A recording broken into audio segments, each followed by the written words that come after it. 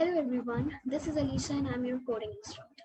This course is mainly inclined towards helping you learn from scratch about web development. Web development indeed is a very big topic, so in the initial phase we first need to know about the basics of web. So let's start our session on basics of web. Meanwhile, I would like you guys to take brief notes of points which you feel as important. So whenever we talk about web, the first thing that strikes our mind is definitely internet, right? So what is internet? We all use smartphones, laptops, tablets, and many other devices throughout the day, isn't it? And it's just not us, but billions of people throughout the globe who are using these devices for multiple purposes, isn't it? Have you guys ever wondered who connects all these devices, all people on this earth together? Yes, it's the internet.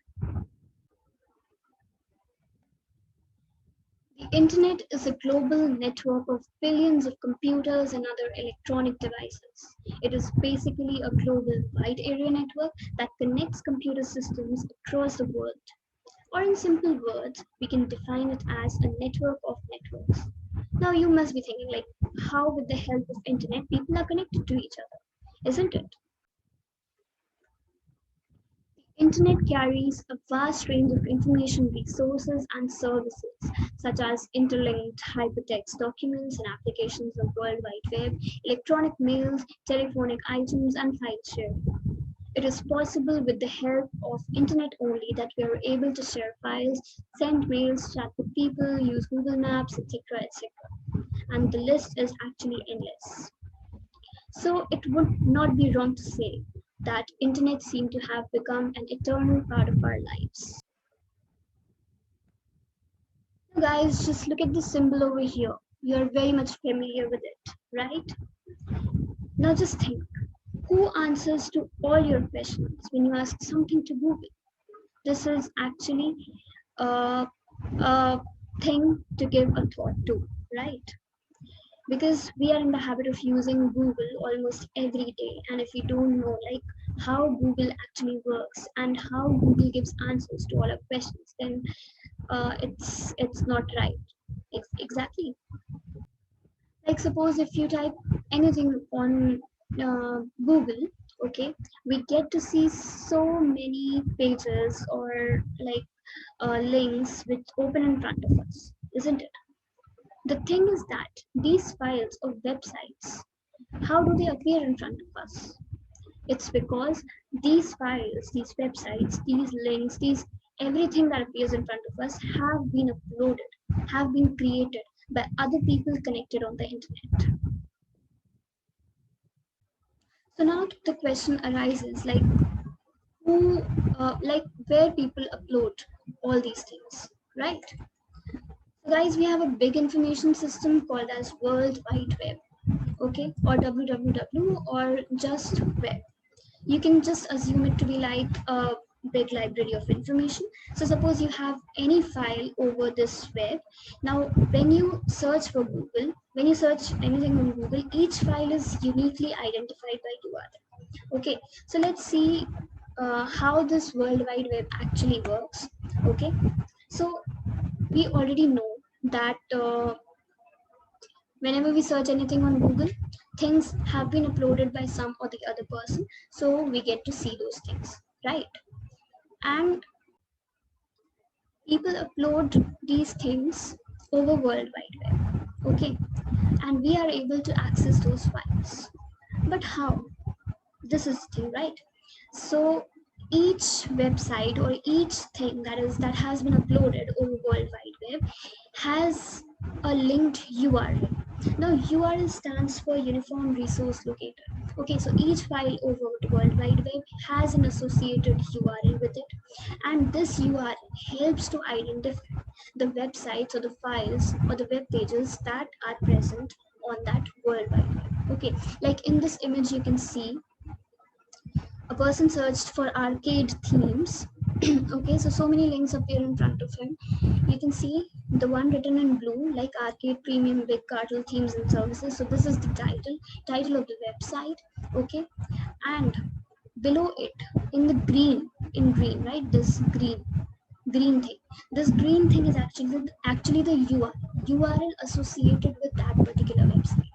So basically, whenever a person searches for anything on Google, okay, so the first thing is that things have been uploaded on web, okay, and each thing uploaded on web has you know has a interlinked URL with it, and that URL identifies, according to our search, that URL just identifies the particular websites or the links that are relevant as per our search, and it gives us the desired result. Now, it's not the URL who is giving us the desired result. It's just identifying things for us, like identifying the relevant links or documents present on the web. Okay, so how things get transferred, like how we are able to access things, how things appear in front of us. Okay, so we have a protocol that is HTTP, hypertext transfer protocol. So basically, this is the protocol that internet uses to transfer files, okay, from web to us. Okay, so now I think everything is clear. Like you searched something on Google, okay, things were uploaded on web, and everything uploaded on web had a unique URL with it. So according to our search, things were displayed using HTTP protocol. Okay, now let's move to the next topic. So guys, what exactly is this Google? Still, like, we started with this question only, and we are still on this same question. What exactly is this Google? So Google is again a website only. Okay, Google is also a website. Okay, but a website which actually searches for other websites. So as this website helps us to search for other websites, that is why we call it as a search engine. Now the question arises, like, is Google the only search engine present? No, definitely not. There are various other search engines like Yahoo, Bing, DuckDuckGo, and many other search engines that have been, that you can see on this screen. So these are the various search engines present. Okay, but yes, definitely Google is the most commonly used and most popular one. So now let's come to the next topic. You all must be very familiar to Chrome, right? Now, have you ever wondered what exactly Chrome is? Let's find out an answer to this. Chrome is actually a browser. Now you would say, what is this browser? Right? Browser is basically an application software for accessing the World Wide Web. When a user requests a web page from a particular website, the web browser retrieves the necessary content from the web server and then displays it to the user's device. Do not misinterpret it with search engines. Both the things are altogether different. Okay. A search engine is a website that provides links to other websites. However, to connect to a website server and display its web pages, a user must have a web browser installed. Google Chrome is the most common used web browser. You all are familiar with it, right? There are some other web browsers, as I can say that Google Chrome is not the only web browser. There are many other web browsers like Chrome, Mozilla Firefox, Internet Explorer, Opera Mini.